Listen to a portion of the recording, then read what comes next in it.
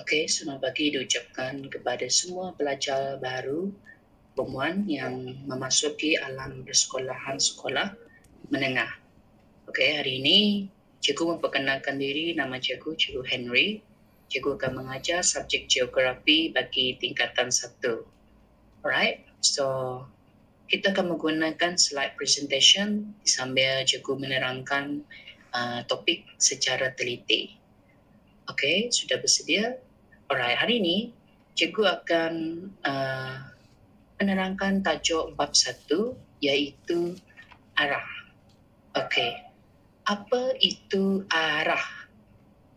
Okey, kalau kita mau pergi ke sesuatu tempat, adakah kita memastikan perjalanan kita ke sesuatu tempat itu betul ataupun tidak, bukan? So, itu adalah serba sedikit arah yang mesti kamu tahu. Contohnya kalau kamu pergi ke tandas dalam rumah nanti, kalau salah pergi ke tandas, adakah arah kamu itu betul? Maksudnya arah kamu adalah salah. Okey, itu secara ringkas.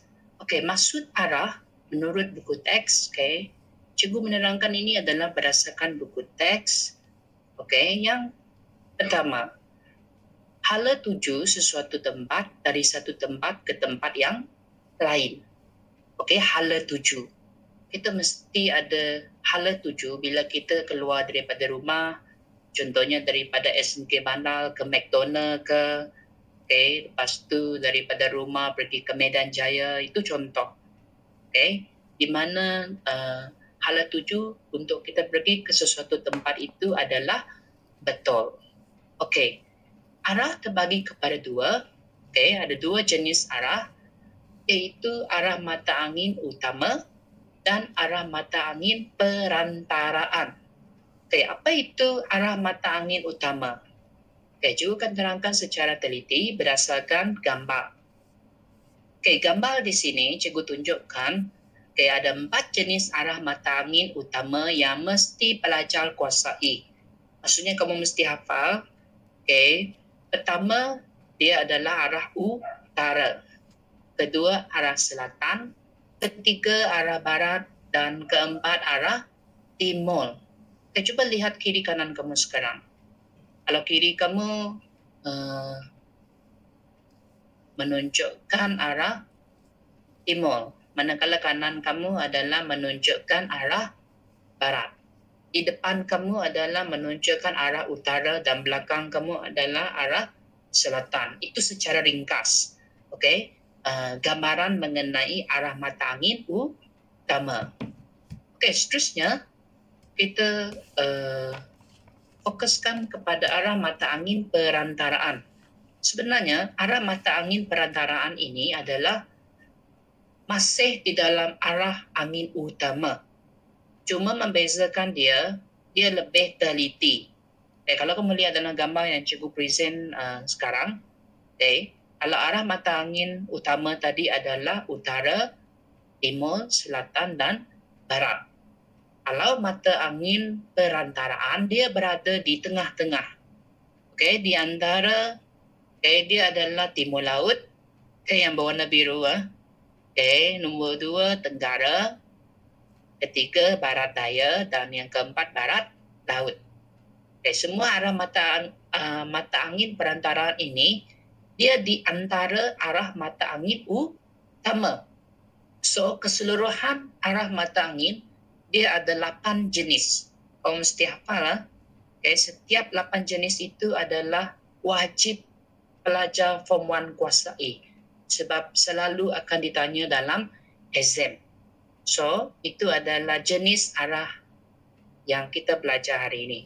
Seterusnya, cikgu akan terangkan cara menentukan arah. Kita mesti ada teknik dia. Macam mana kita nak ukur arah dengan betul dalam kuasai apabila kita mau pergi ke sesuatu tempat, terutamanya bila masuk hutan ke, berkemah, semua itu memerlukan arah. Okay, yang pertama, cara tentukan arah, kita guna arah matahari terbit. Okay, tahu matahari kan? Matahari dia akan terbit. Terbit maksud dia muncul.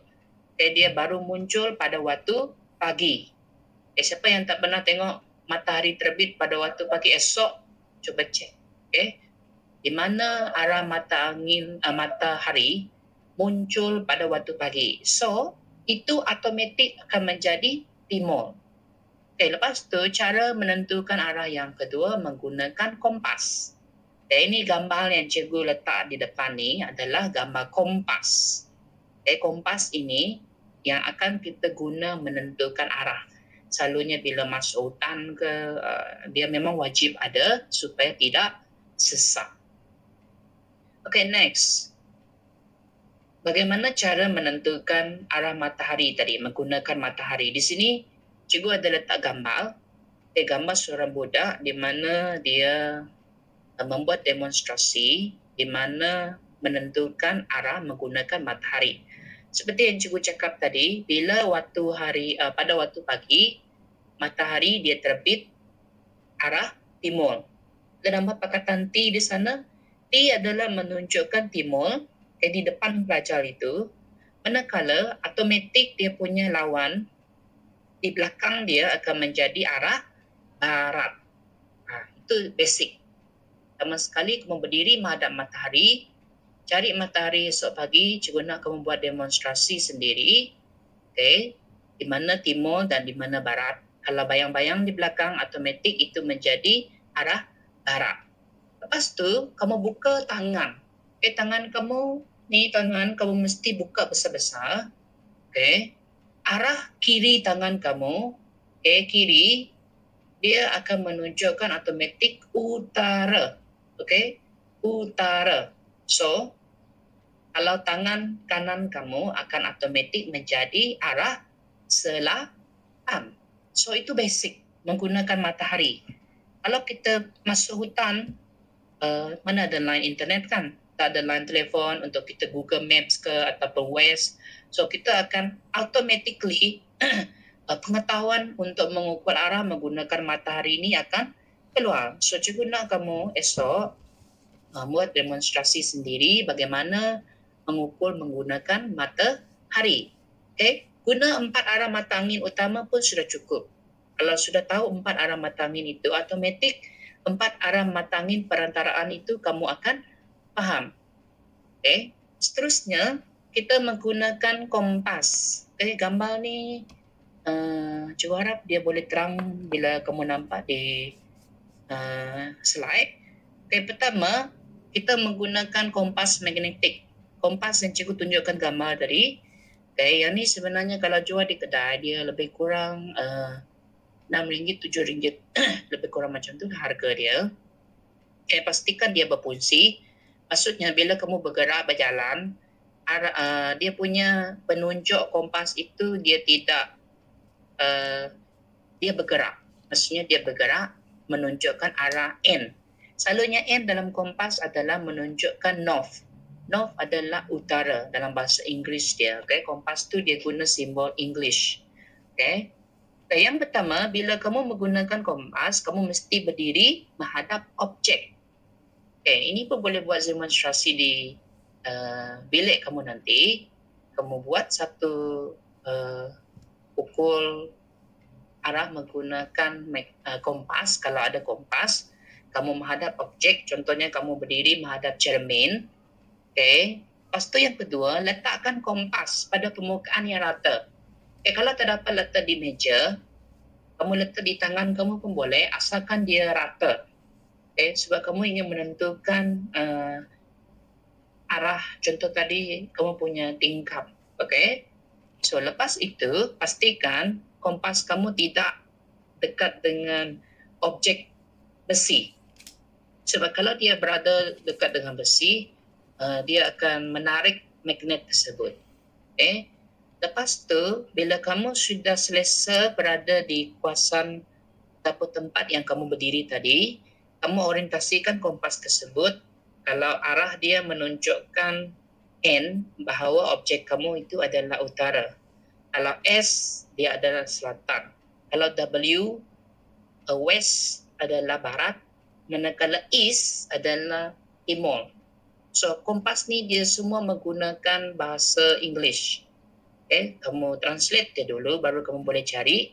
Okay, lepas itu bila kamu sudah tahu, kamu tentukan arah tersebut. Okay, sama ada dia arah utara, selatan. Okay, ini semua demonstrasi. Bila kita buka sekolah nanti, cikgu akan tunjukkan lagi sekali bagaimana cara menggunakan kompas. Alright, so setakat ini saja untuk topik Form 1 kita hari ini. Kita akan terus sambung kepada membuat latihan dan jangan lupa like dan subscribe channel yang cikgu bagi ini. Okay, itu saja daripada Cikgu Henry. Sekian, terima